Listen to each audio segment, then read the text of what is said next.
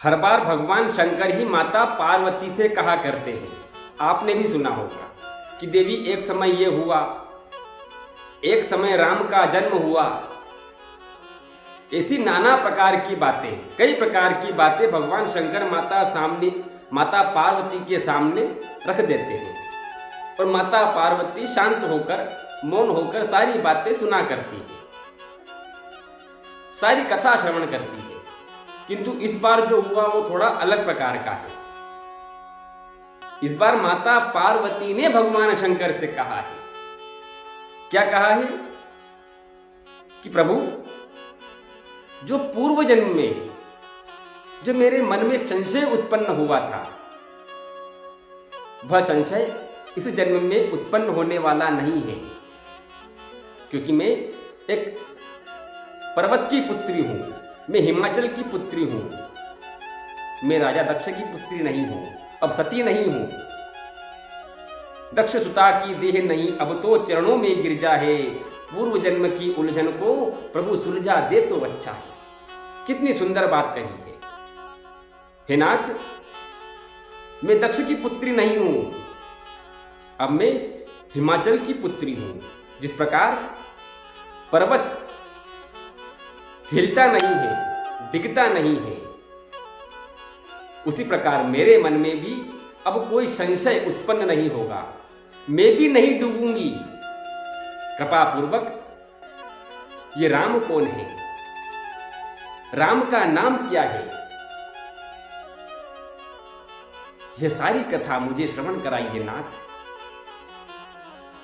तब जाकर भगवान शंकर बोलते हैं कि देवी, कलयुग में राम का नाम ही एक आधार रहेगा। हर भक्त की जिह्वा पर राम का नाम अंकित रहेगा। हर भक्त के हृदय में श्री सीता राम जी विराजमान रहेंगे। कलयुग में काम, क्रोध, मोह और लोभ जैसे बड़े बड़े वृक्ष रहेंगे। राम कथा और राम का नाम इन वृक्षों को काटने का काम करेगा। इस कथा से इन वृक्षों को काटा जाएगा। कलयुग से पार उतरने का एकमात्र ही साधन रहेगा, वो है राम का नाम। जो भक्त, जो प्राणी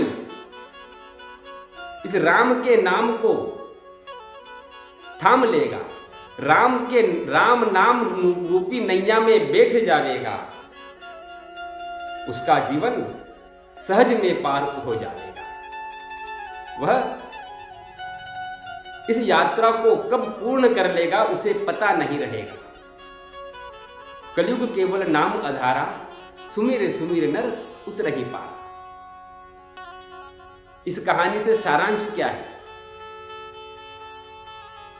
इसका सारांश यह है, इससे शिक्षा क्या मिलती है हमको, कि जीवन में जब भी कोई संशय उत्पन्न हो, किसी के प्रति कोई शंका उत्पन्न हो, तो उसका तुरंत समाधान कीजिए। हम आपसे भी कहना चाहते हैं, उसका शीघ्र ही समाधान कीजिए। किसी श्रेष्ठ के पास जाइए, अपने गुरु के पास जाइए, किसी उत्तम मार्गदर्शक के पास जाइए, वहां पर समय दीजिए, उनकी बातें सुने, उनके पास बैठे, समय निकाल कर जाए। यह काम धैर्य का है, धीरज का है। वहां से आने की जल्दी ना करें, वहां जाने की जल्दी करें।